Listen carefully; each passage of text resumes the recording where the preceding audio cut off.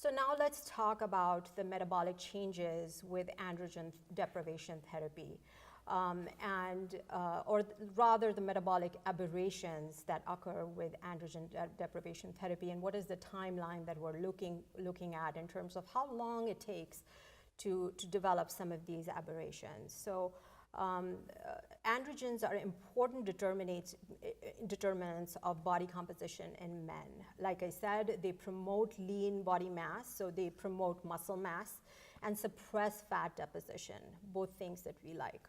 Epidemiological studies have observed a bidirectional relationship between low testosterone level and obesity. What this means is obesity is really the single most powerful predictor for low testosterone levels in men. And vice versa is also true, that low levels of testosterone then predict central obesity, intra-abdominal fat, as well as the risk of metabolic syndrome in these patients. There have been several studies that have shown that men on ADT, the body weight and body composition changes. These changes occur mainly during the first year of treatment, but continue on to the at least 1 or 2 more years after that. The weight gain after a year on treatment has been anywhere from 5 to 10 pounds on an average. And interestingly, it appears to be greater in younger patients, less than age 65, and it appears to be more in non-obese patients with a BMI less than 30. The changes in total body fat, the increase can be up to an alarming increase of up to 11%, and the decrease in lean body mass or the muscle mass can be in the order of 3 to 4%. So very impressive. The fat accumulation that happens with ADT is primarily subcutaneous rather than visceral.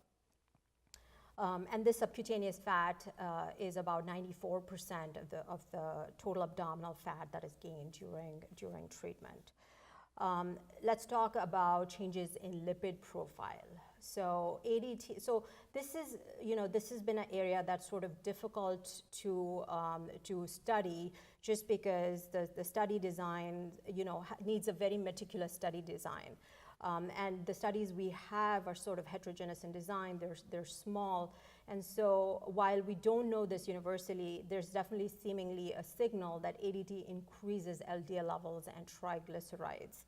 LDL levels go up, and this is the bad cholesterol that I'm talking about. LDL levels go up about 7%, and triglycerides go up much more, about 27%.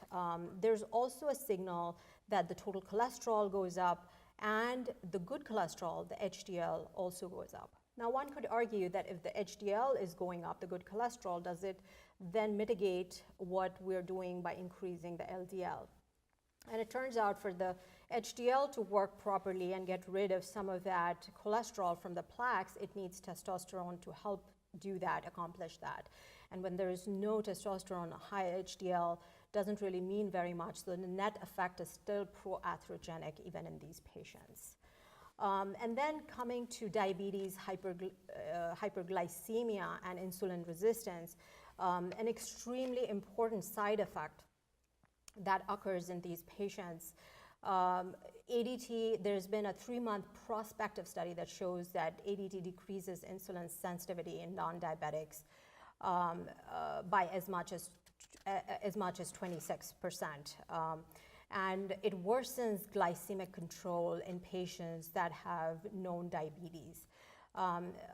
There was a landmark study that was published in 2006, and that study showed about a 42% increased incidence of diabetes in patients with prostate cancer that were on treatment with GnRH agonists. This theme has been replicated in multiple studies, so much so there was a retrospective study of over 14,000 patients that was published not too long ago that showed about a 60% increase incidence. So definitely this is a problem, and there does not seem to be evidence-based guidelines as to when we should check blood sugars, what we should do in terms of monitoring.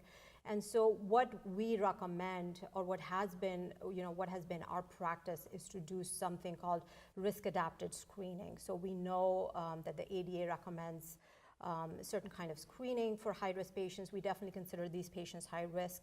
We will get a blood glucose, we will get fasting blood glucose and a hemoglobin A1C at baseline. We would like to follow that up in a year. We would like for the patients to undergo counseling and understand. For patients that already have diabetes, again, we want to be very meticulous and tell them that their control might get a little bit worse, and that is to be expected, and to be more meticulous with sort of surveillance and treatment in known diabetics as well.